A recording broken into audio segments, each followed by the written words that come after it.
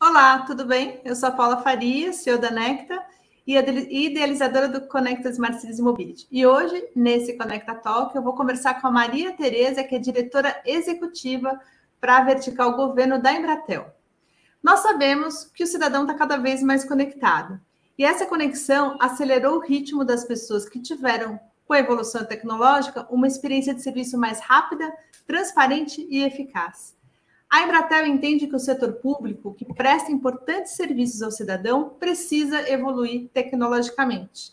Essa evolução vai muito além de prover conexão às pessoas e dar ao poder público condições de mensurar os dados coletados para aprimorar a sua gestão. E para falar sobre isso, Maria Tereza, tudo bem? Obrigada por aceitar o nosso convite. Tudo bem, Paula? Muito obrigada pelo convite. É um prazer enorme estar com você aqui e participar do evento.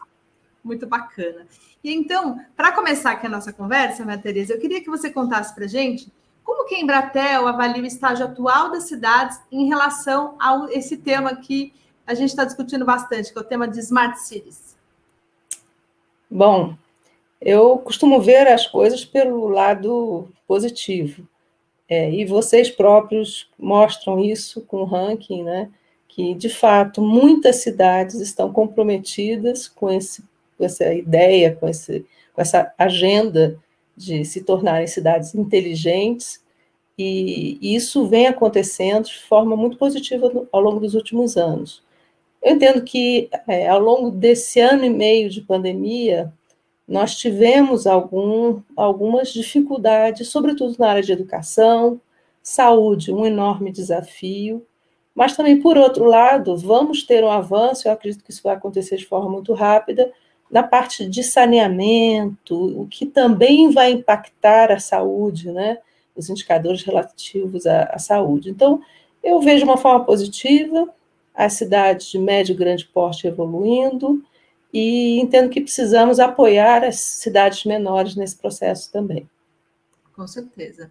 E certamente a gente tenta ver que o copo meio cheio, né, e ver quais foram os benefícios que a gente teve aí com essa aceleração da tecnologia e desse ambiente digital.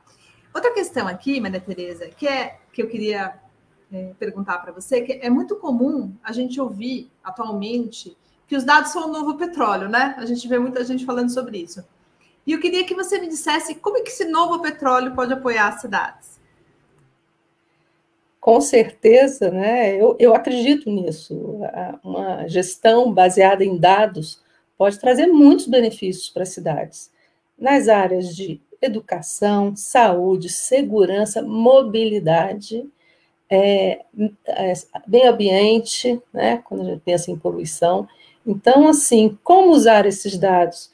Hoje, os cidadãos se movimentam e vivem, experimentam a cidade de uma forma muito dinâmica. O que nós conseguimos fazer com os dados é entender essa movimentação, entender de onde vêm, para onde vão, como é que se comportam, e, a partir daí, fornecer insumos importantes para que os gestores públicos possam, de fato, basear as suas políticas em dados, em dados concretos. Isso traz muito benefício, acelera muito esse processo de transformação e inovação. E nisso nós estamos trabalhando bastante nesses últimos tempos. Temos feito projetos interessantes sobre turismo, por exemplo, sobre mobilidade urbana, mostrando como é que as pessoas se locomovem na cidade. Isso tem gerado frutos muito interessantes. Eu que tenho o privilégio aqui de ser uma espectadora 360, né? Eu consigo ver aqui, de uma forma generalista, todos esses ecossistemas, né, interrelacionados, principalmente a partir de dados. A gente percebe o quanto que isso está acelerando o processo de desenvolvimento das prefeituras e o quanto isso é importante, Maria Tereza, inclusive para o engajamento do cidadão. E por falar em engajamento do cidadão, como é que você acha que é possível engajar os cidadãos nos projetos de cidades inteligentes? Primeiro, eu acredito que até os gestores públicos, né, quando eles decidem enfrentar, assumir ou desenvolver projetos de transformação digital e transformação das cidades em cidades inteligentes, eles estão, de fato, respondendo a uma demanda que a sociedade traz de forma muito acentuada.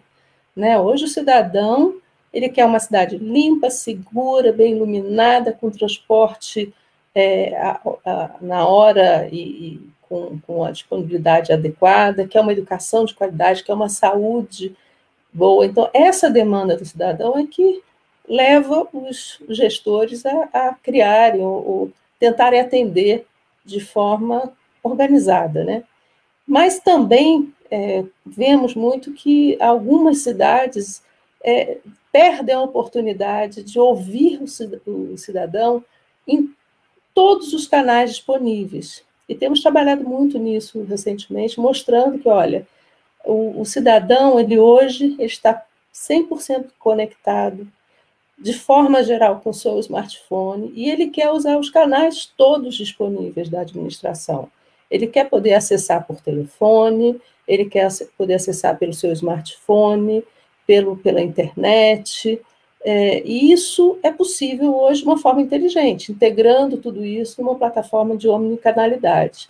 Então, esse é um assunto que tem sido muito discutido com as administrações municipais, como fazer com que o cidadão que está conectado o tempo todo possa acessar todos os canais disponíveis na hora que ele quer, o canal que ele deseja, e que esse atendimento seja de fato integrado.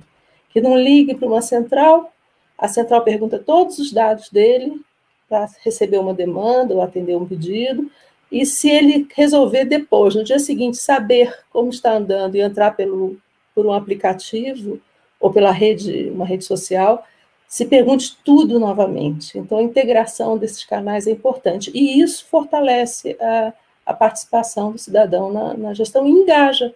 O cidadão se sente participante, se sente atendido, se sente ouvido. Só traz benefícios, tanto para o cidadão quanto para a administração pública. Não tenho dúvida disso. A integração é fundamental, né? Isso certamente se dá através do diálogo, né, das diversas secretarias e atores que estão envolvidos para essa entrega. E aí, Maria Tereza, tem uma questão que está relacionada, de uma certa forma, a essa questão que a gente acabou de falar, né? Um dos desafios, né, com certeza, é a questão do orçamento nos municípios. E como que é possível conciliar projetos de cidades inteligentes com essas restrições orçamentárias das cidades, né? A gente está falando aqui de um desafio grande. A gente falou do anterior, que é integrar, mas também, muitas vezes, integrar não é só uma organização de dados, existe também um investimento. O que você tem para dizer sobre isso? Nós todos acompanhamos com mais atenção, sabemos, né, que o poder público, seja municipal, estadual, municipal, federal, hoje tem um grande desafio, né? Os orçamentos estão cada vez mais apertados, exigem maior cuidado, atenção, um uso bastante racional. A nossa proposta tem sido, olha, primeiro, que a administração possa contratar tudo na modalidade de serviço, fazer investimentos expressivos, que depois vão exigir recursos para manutenção e atualização, ainda mais nessa área em que eu atuo de tecnologia, em que os investimentos são vultosos e permanentes. Isso gera uma pressão sobre o orçamento do município muito importante. Então, nós recomendamos que seja feita, que o processo, que as contratações sejam feitas na modalidade serviços, com empresas confiáveis, que se utilize o máximo possível de serviços na nuvem. Isso reduz a pressão sobre os orçamentos e permite saltos rápidos, né? Além de uma flexibilidade maior. Então, assim, entendemos o desafio do município, e o nosso desafio do lado de cá é tentar atender essa demanda por transformação de uma forma muito aderente aos orçamentos, com bastante segurança e com possibilidade de flexibilidade, né? Então, esse é um desafio que nós acompanhamos no dia a dia e sabemos que não é pequeno. Com certeza não. Mas a gente também percebe que muitos dos municípios que conseguem se planejar e fazer um plano de gestão que envolva a tecnologia, isso reduz drasticamente também os custos, né? Pode ser, no primeiro momento, um investimento e também uma mudança de cultura, né? Que requer um movimento também das pessoas, então tem uma série de questões que estão envolvidas, mas certamente isso também reduz custo. Mas, Maria Tereza, eu queria ouvir de você, que a gente ainda não falou, sobre as soluções da Embratel. Quais soluções que vocês têm para colocar à disposição dos municípios? Você pode contar um pouco para a gente? Sim, bom, a Embratel, na sua origem, né, nós somos uma empresa de conectividade. Hoje a Embratel faz parte do Grupo Claro, que é reconhecida por sua oferta de telefonia móvel e que também apoia na conectividade, oferta de conectividade para os municípios. Nesse sentido, temos feito investimentos assim bastante significativos nos últimos anos, buscando não só expandir as nossas redes, como chegar a mais cidades. Mas, além da conectividade, que é importantíssimo, né? Nós não conseguimos começar a engajar cidadão, ou conectar as pessoas aos órgãos sem conectividade. Nós temos outras soluções. Eu comentei agora analíticas. Então, hoje nós investimos bastante em fazer análises de dados e oferecer para gestores informações relevantes para esse planejamento que você comentou, que é muito importante, tem que ser feito. Mas temos mais do que isso. Então, soluções de omnicanalidade, cloud, tudo hoje está indo para a nuvem, e ir para a nuvem, serviços na nuvem, permitem escalabilidade, mais segurança e flexibilidade. Isso também ajuda muito nesse processo de transformação. Temos algumas soluções na área de segurança, que aí eu retorno à conversa de participação popular. Hoje nós temos integração das nossas plataformas com as plataformas de segurança dos municípios, de tal maneira que os cidadãos possam, por exemplo, acionar um botão de pânico nos seus celulares e isso ser sinalizado no centro de comando e controle da cidade, e isso possa gerar uma ação com alguma inteligência da Força de Segurança Pública. Então, temos soluções para a saúde. Um dos desafios que nós vimos agora recentemente com vacinação é a necessidade de uma interoperabilidade, ou seja, o município ter as informações disponíveis ou integradas ao Sistema Nacional de Informações do SUS. Então, temos essas plataformas de interoperabilidade. Ajudamos muito na parte de transporte de vacinas com segurança, garantindo temperatura ideal no transporte e no armazenamento. Então, assim, a nossa visão é que podemos contribuir com um leque muito amplo de soluções e as nossas soluções, tal qual um Lego, podem atender os diversos estágios em que cada cidade se encontra. Porque é uma jornada, né? Ninguém vai querer chegar no ótimo sem passar pelo bom, sem amadurecer, sem aprender um pouquinho. Então, nossa solução é dessa forma. Tá? Nossas soluções, aliás. E não existe evolução sem esse processo. A gente está falando de ambientes complexos, né? Em ambientes complexos, as soluções elas não se dão facilmente.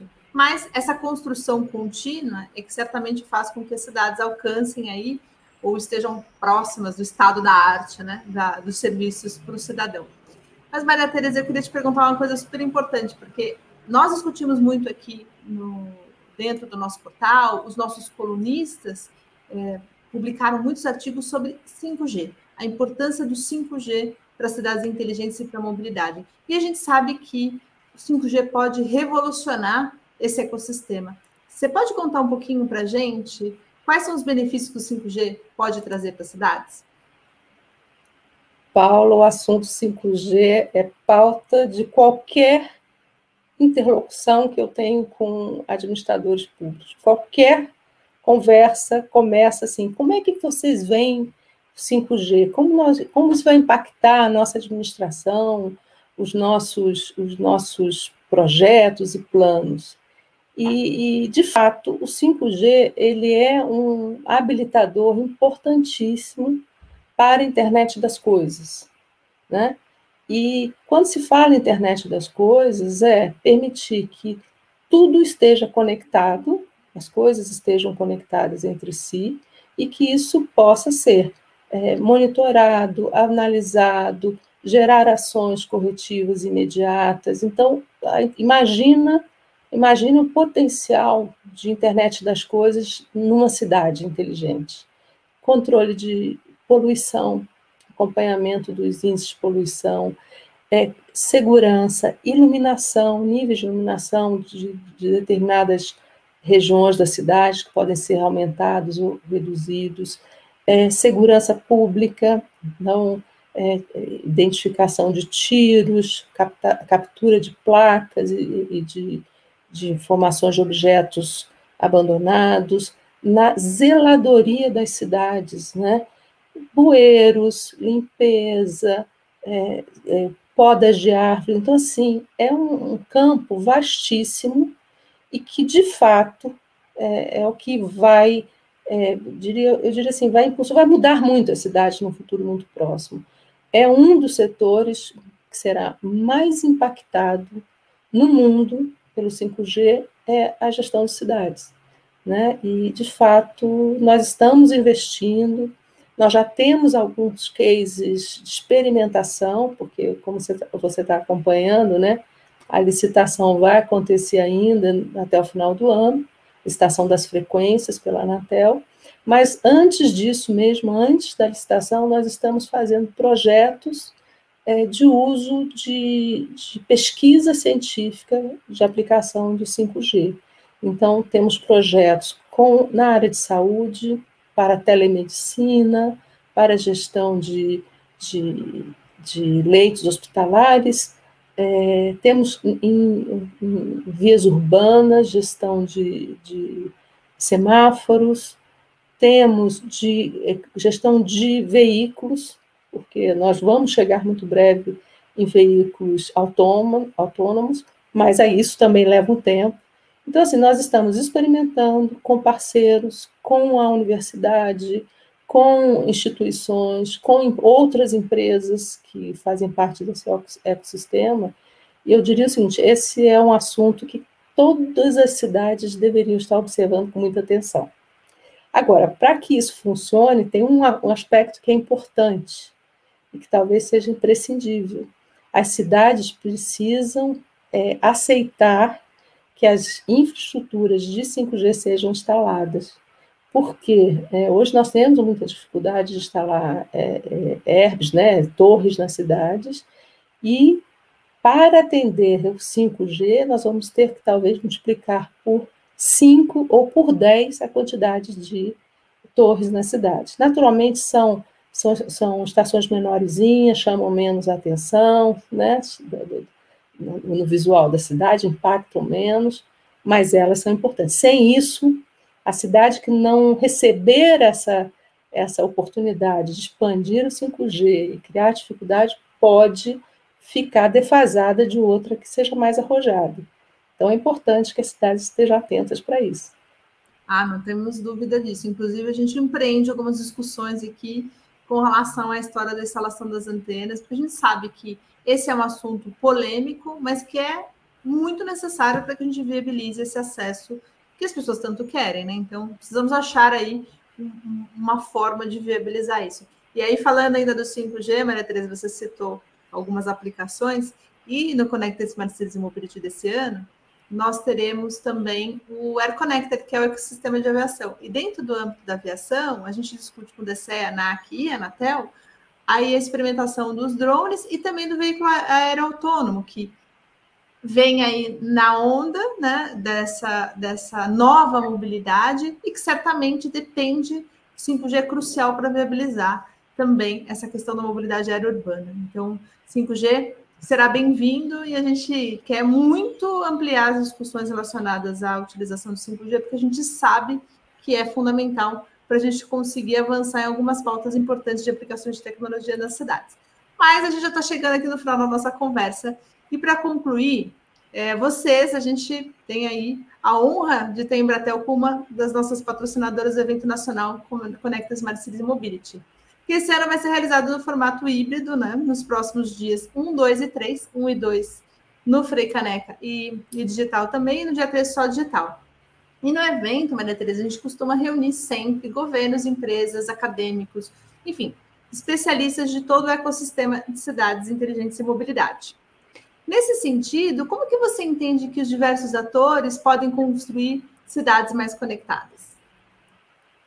Bom, eu acredito muito que o momento que nós estamos vivendo é um momento de colaboração. Então, esses três, e eu diria até mais, né? Porque o próprio cidadão, o administrador, as empresas, o terceiro setor, a universidade, nós precisamos estar juntos, colaborando para criar inovação. E esse é um propósito que nós aqui da Embratel temos muito forte. Colaborar com os nossos demais parceiros para que a inovação aconteça de uma forma aberta e que possa beneficiar todos, sobretudo o cidadão, porque no meio dessa discussão toda, né, Paula, o mais importante disso tudo é que a cidade inteligente serve ao cidadão. Né? Acho que nós podíamos resumir que o propósito é ter pessoas mais felizes, realizadas e com potencial mais desenvolvido. Então, esse é o nosso propósito aqui, estamos juntos para colaborar. Nossa equipe estará no evento e teremos muito prazer em conversar com todos os participantes, ouvir bastante, contar o que nós estamos fazendo e evoluir juntos. Com certeza, e sem sombra de dúvida, a participação de vocês vai ser fundamental ali para compor com todos esses atores e aí juntos, como você disse, colaborar para construir essas cidades mais conectadas. E sem dúvida, tudo isso é feito para que a gente consiga, no final das contas, eu sou cidadã, você é cidadã e todos os participantes também são, e o que a gente quer é construir uma cidade que tenha mais qualidade de vida e que a gente consiga prover, como você disse, felicidade, né? As pessoas querem não só viver numa cidade, mas também ter acesso às oportunidades. E é isso que a gente quer com a nossa plataforma. Eu quero agradecer mais uma vez pela sua participação, pelo apoio na nossa iniciativa. Quero agradecer a todos pela audiência e até o próximo Conecta Talks. Maria Tereza, obrigada pela conversa. Obrigada, Paula. Nos vemos no evento. Um abraço. Com certeza. Vamos estar outras vezes juntas aí para conversar. Tchau, tchau.